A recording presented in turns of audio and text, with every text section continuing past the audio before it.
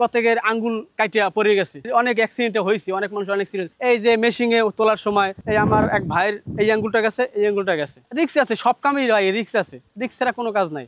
এই মৌসুমে এখন এই আষাঢ় মাস, তখন এই যে ভাইঙ্গে সুরে লই যায়, এইবার ওটা বগডগে তুললিয়া ওটা আবার নতুন করে ই করা লাগে। যেরকমের ক্ষয়ক্ষতি হয় ওরকমের বাজেট হইবে। ওটা উল্টেই যায়, তুফানে পিডায়, তারপর ওটারে ভাঙ্গে সুরে ফেলায়। ওটা তো ভাঙ্গা সুরে আসে, ওটা মেরামত করার জন্য আমাকে দ্বারা আসে, ওটা সারার জন্য আমাকে দ্বারা আসে। ওটা আমরা আবার রিফিলিং করে আবার সুন্দর করে সাইরে আবার নামাই দিই। আজকে ধরেন কাজ করছি 4-5টা কাজ করছি, 10টা-15টা ডেলি কাজ করা লাগে, কারণ মানুষ বেশি তো করতে সময় লাগে না, সকাল সন্ধ্যা করা লাগে। সবকিছু মেরামত করার জন্য উপরে দিয়ে কাকিং পুটিং করে দিলে পানি আর ভিতরে যায় না। নৌকাটা বাসায় রাখে মানে কক্সাইডে বাসায় রাখে না, ওটা মানে মেরামত করার পর ওইটা মানে বাসিয়ে থাকে। কলেজটার মনে করেন যে অনেক বড়, মনে করেন স্যাপডায় আছে মনে করেন 8 হাত, আর ওই লম্পায় আছে মনে করেন 9 হাত। বড় বড় টলার বেশি বেশি কাজ করা হয়। ইঞ্জিনের কাজ তারা ফিটার আছে, ওই 6 জন লোকেরা করে। আমরা এই আশেপাশেই থাকি, এই জায়গায় থাকি। কঠিন কাজ আছে বোট ও তোলা নামা।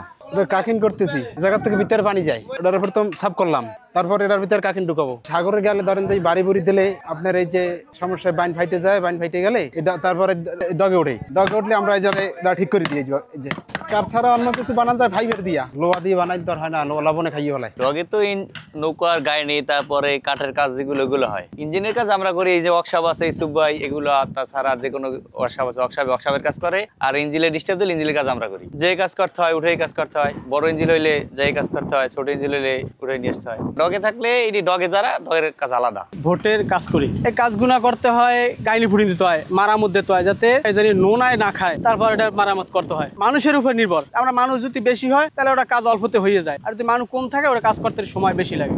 এই 2 দিন 3 দিন লাগে। কাঠ মিস্ত্রি আছে, তারা ওই যে খোঁজ দেয়, যে টকটা যে নষ্ট হয়ে যায়, নোনায় খাইয়ে ফেলায়, খোঁজ দিতে হয়, খুলে ফেলে ওইটা নতুন করে আবার দিতে হয়। আর ওইটারে এই গাইনি ফুটিং দিতে হয়। এই যে গাইনি গুলো আছে ওই হাইনের ভিতরে ঢুকাইতে হয়, ফুটিং দিতে হয়। তারপর ওই আলকারতা আছে, আলকারতা মেয়েকে দিতে হয়। সবাই আলাদা আলাদাই, একই কাজই সবাই মিলে জিলে করি। এখানে ধরেন এই তোলতে 1 লোক লাগে, হ্যাঁ আমরা করি সবই। আবার ওই নামানের হ্যাঁ আমরা, এবং গাইনি ফুটিং পোড়া মারামত সবে আমরা করি। এবং আমরা লোক দলে আছি 22 জন।